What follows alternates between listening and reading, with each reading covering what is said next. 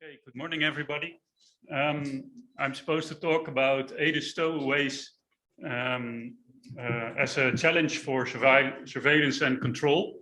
And Greg said it would be point of entry, but in fact, I will give an overview of everything that we have been finding in the Netherlands that are Aedes invasive species and that poses some challenges. So to start with the results, these are the species that we found so far. Here you see 5 of the 6, the yellow fever mosquito, Asian tiger mosquito, American rockpool mosquito, the Asian bush mosquito, and the AIM cost promotion team should still start a game for who invents the best name for Aedes flavopictus, because it doesn't have a local name. And maybe you know the 6th species. I don't know. You have to guess. No, it will pass. It will. I will show it. As you can see here, there are the locations that we have been finding them. Flavopictus and Atropalpus were only found in tire companies, used tire companies that do very good in introducing actually all the species. On the other hand, you see that species like Albopictus, not surprisingly, are very versatile. They use almost all the ways of coming in, so we find them in almost all the locations. We didn't find them in the harbor yet, but that might still happen. The yellow fever mosquito we did find in the harbor. We also found it in the tires and in airports, so I'll talk a little bit about that. The red dots, by the way, are the main introduction, or the main problems, the main problematic locations. And now my pointer does not work. I need Felice or somebody to operate the computer for me. No, this is not responding.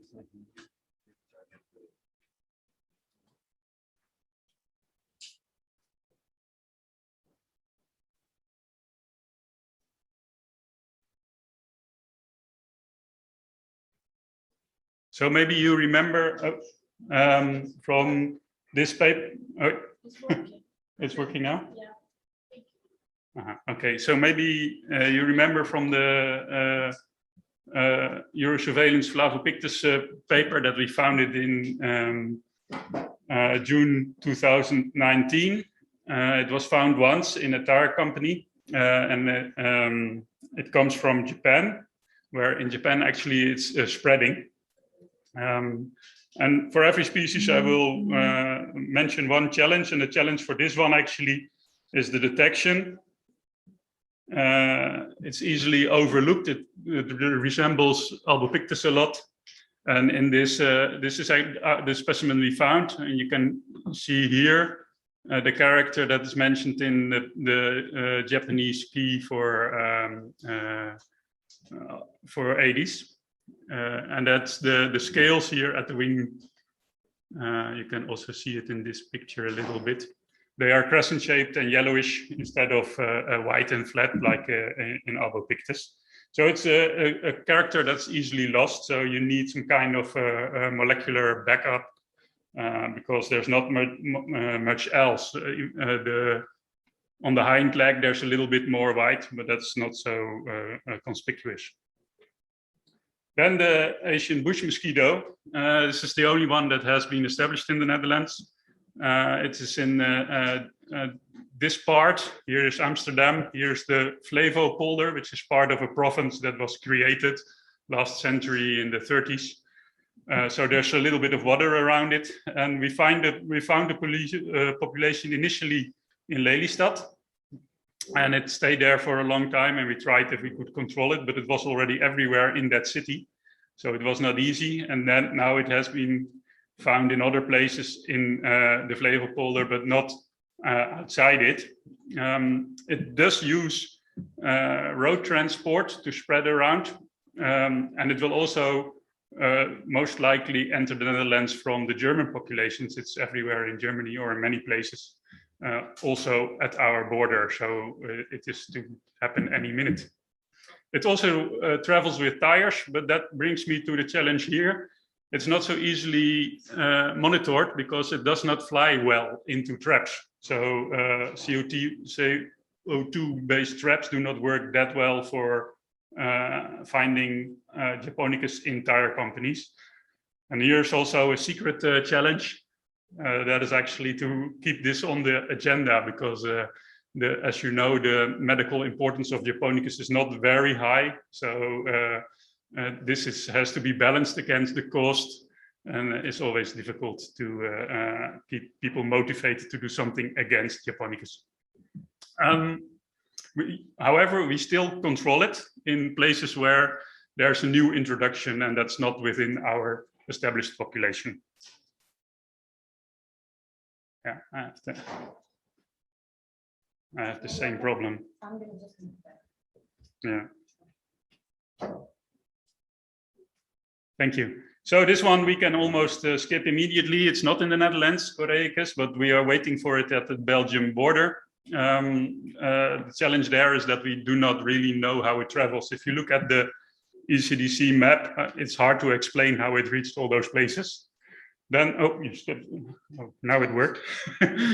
Then Atropalpus. I used the beautiful picture by Disa Eklöf from the recent ECDC published tool.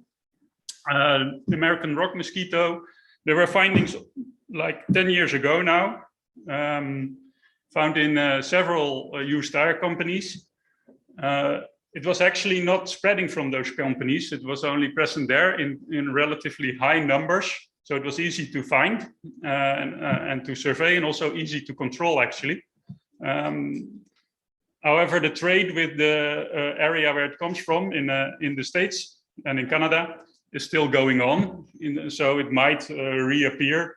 So as well, since it was so easy, I do not really have a challenge. There's no challenge, only to be patient. It might show up again.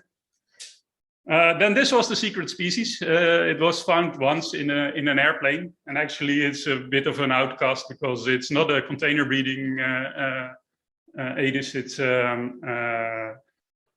East African Aedes species that is a major vector of Rift Valley fever. It's Aedes McIntoshi, and since we only found it once in a plane, we are not very worried about it. And also, of course, it's a tropical species. We did find other things in planes and also in the airports. That is, as a sidestep, we should wonder whether AIM should also stand for Anopheles invasive mosquitoes, because we found several Anopheles in the airports.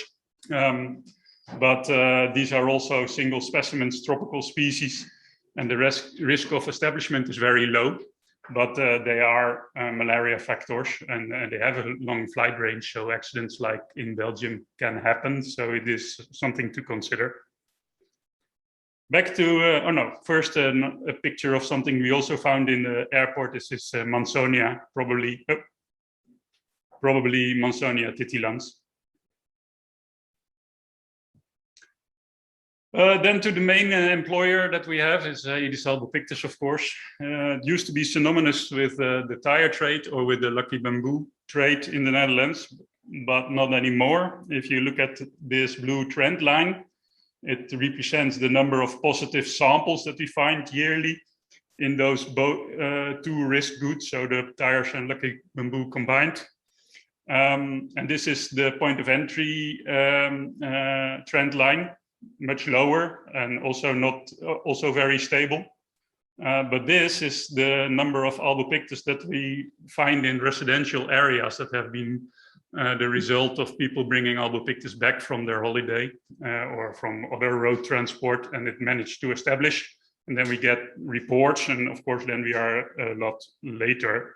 And this creates much higher numbers and also much more work. Here you see one of my colleagues working in door-to-door action in the backyard, and from the tired look, you can see it's a tough job. First, something about the tires. For the tire companies, we have legislation, so they have to comply with our rules. And this is mostly when they import used tires from risk areas, and the risk areas are defined based on the ECDC vector maps. So it's very important to also give your information there. And for instance, they have to do obligatory labeling of the tires, store them dry, and also cooperate with any form of control and surveillance. How are these companies selected? We do that yearly, and it's based on a risk score, and that includes that it should be second-hand. Those combined invasive Aedes species map, and also non-European areas. So if you look at that map, seems almost especially made for us. You see that it combines all the data from Japonicus, Albopictus, Coreicus, anything there. And it's a nice addition to what was there on the ECDC website.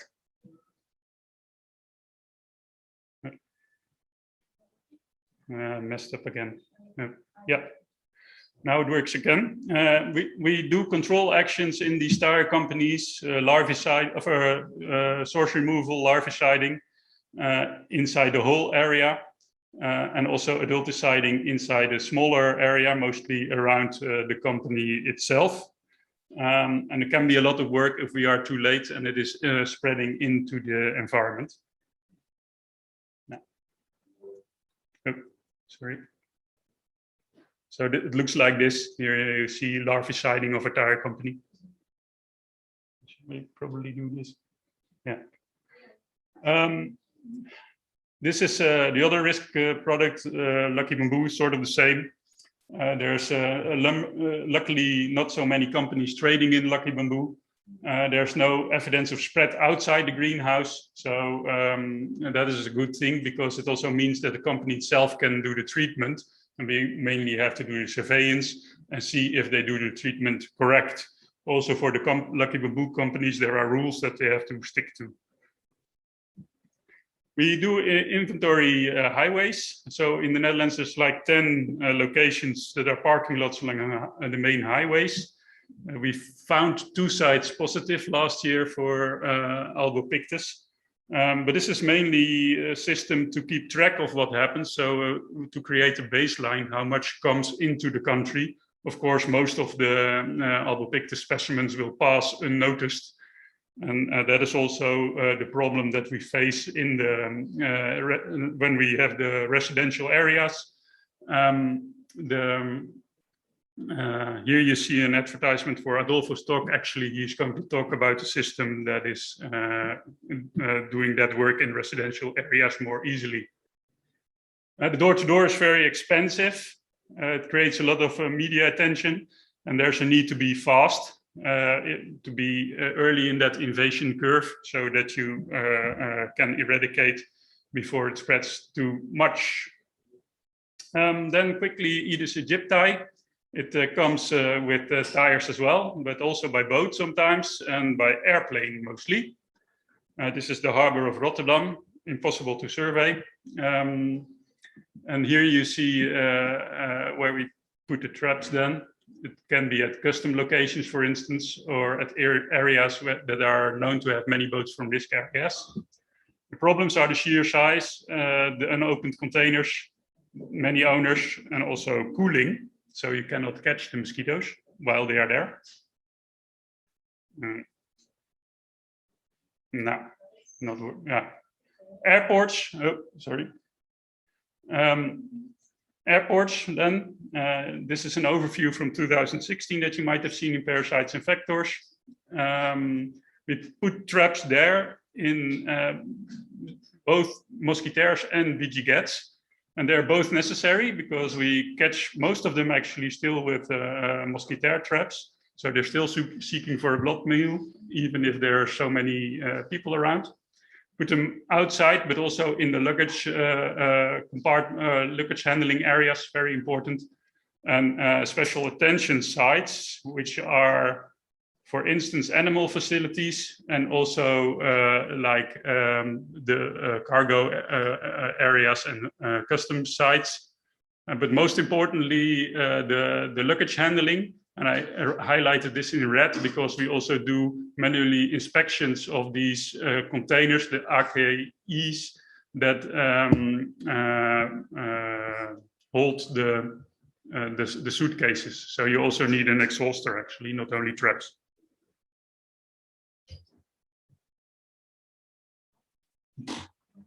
You do it. Yeah, so to summarize, most problematic sites for albopictus were the tire companies still, but also increasingly the residential areas. Both these sites can lead to major and costly operations, so we have to be fast. And that for the residential areas means that we also need an optimal citizen cooperation, and especially in reporting and source reduction, but also maybe in other tasks, we'll have to expand on that. For Egypta, it's mostly airports, and there is no proliferation in the Netherlands, so we are happy about that, but it might be different elsewhere. And for us, tire companies are still very risky places. I want to end with this